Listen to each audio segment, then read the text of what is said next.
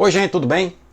Olha, o Brasil amanheceu hoje sob a declaração do Ministério da Saúde de que em todo o território nacional nós já temos a transmissão comunitária ou sustentada do coronavírus. Isso significa que não há mais como rastrear a origem dos casos e que o vírus está circulando livremente entre nós.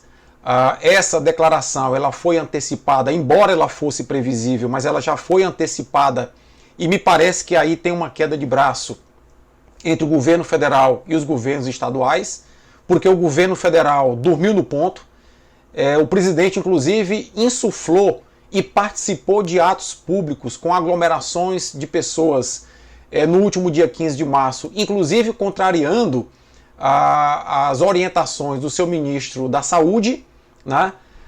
E isso desencadeou ações nos estados no sentido de fechar fronteiras, reduzir circulação de pessoas, e o governo federal começou a ver que o protagonismo na linha de frente do combate à pandemia de coronavírus passou a ser dos governos do estado.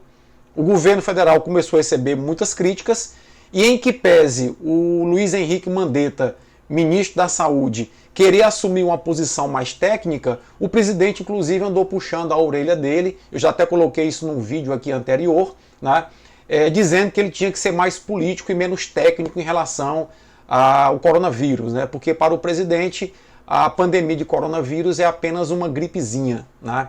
Bom, então isso aí é uma reflexão que eu queria trazer nessa conversa de hoje, né, em relação a essa queda de braço. Um outro ponto que eu anotei aqui, até uma sequência de itens, é que no Brasil nós temos aproximadamente 1.000 casos oficiais de diagnóstico de coronavírus e até agora 11 mortes, o que dá aí algo em torno de 0,9 a 1% de mortalidade. É um índice de mortalidade bem abaixo do que é registrado, por exemplo, na Europa, na Itália, do que é registrado, por exemplo, na Espanha.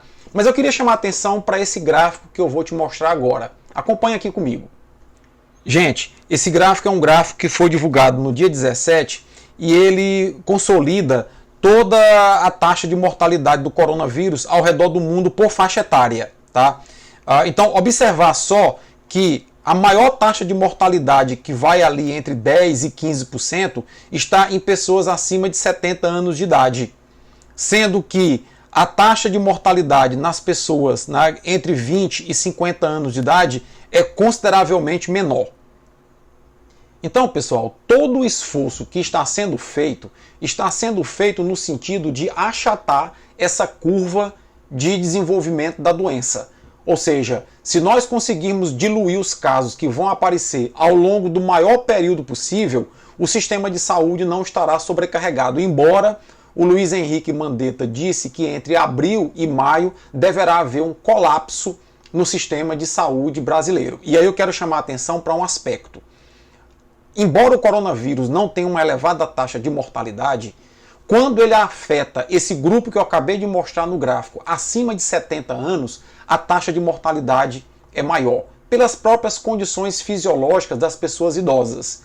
E aí, se o sistema de saúde tiver colapsado, isso significa o quê? Que você tem até dinheiro para pagar um leito de UTI, mas não tem leito de UTI vago. Se o sistema de saúde entrar em colapso, são essas pessoas na faixa etária acima dos 70 que quando tiverem uma condição crítica e procurarem o sistema de saúde para ser internada e hospitalizadas, não tendo vagas, terão que voltar para suas casas e aí o índice de mortalidade nessa faixa etária vai aumentar bastante. É isso que está ocorrendo na Itália, é isso que está ocorrendo na Espanha e é isso que nós temos que evitar. Por isso que a recomendação é, nesses meses, final de março, abril e maio, as pessoas ficarem dentro de casa. Procurarem minimamente irem para a rua ou se aglutinar com outras pessoas para reduzir a transmissão e nós não atingirmos, não ultrapassarmos a capacidade do sistema de saúde absorver as pessoas. Um outro gráfico que eu queria mostrar para vocês é em relação à curva de ascensão aqui no Brasil. Dá uma olhada só.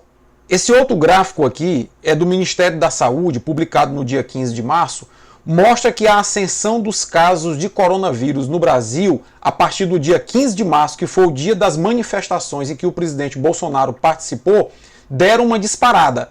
O crescimento é exponencial, tá certo? E foi exatamente a partir desse período que se iniciaram as mortes por coronavírus.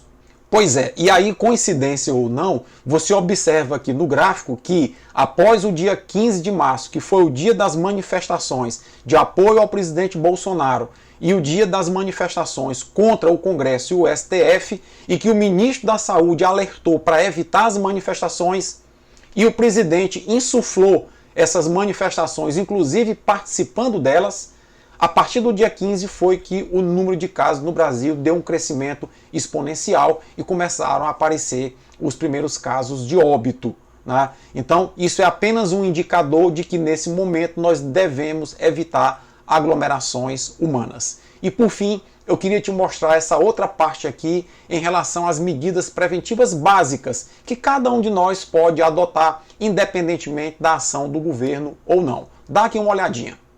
Gente, esse outro infográfico aqui do G1, ele é muito importante porque ele mostra que as medidas preventivas individuais constam basicamente em lavar as mãos com água e sabão até a altura do pulso, evitar o contato das mãos com o rosto, nariz e boca, principalmente tomar cuidado com as crianças e evitar aperto de mão.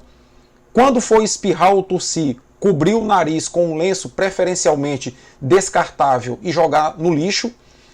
Usar detergente e álcool, muito embora o álcool esteja em falta, mas usar detergente ou sabão para lavar as mãos e manter os ambientes de casa sempre bem ventilados para fazer a luminosidade e o ar circular dentro das casas. É por tudo isso, gente, que a gente deve, enquanto sociedade civil organizada, se irmanar com os governos para que a gente possa fazer um mutirão para evitar o crescimento rápido do número de casos e assim evitar a sobrecarga nos sistemas de saúde. Se cada um de nós fizer a nossa parte e principalmente o governo fizer a sua parte, nós sairemos dessa crise em aproximadamente 60 ou 90 dias. É o que tudo leva a crer. Segundo declarações do próprio ministro da Saúde, que tem dados muito mais atualizados diariamente, o pico da doença só vai começar a declinar a partir do início de setembro. Então a previsão até agosto é de muita cautela, vai subir bastante o número de casos, inclusive com previsão do sistema de saúde entrar em colapso pela grande procura de pessoas adoentadas. Isso é o que nós devemos tentar evitar ao máximo. Eu vou estar aqui no canal sempre monitorando as notícias e sempre trazendo algumas novidades para vocês. Forte abraço e até a próxima.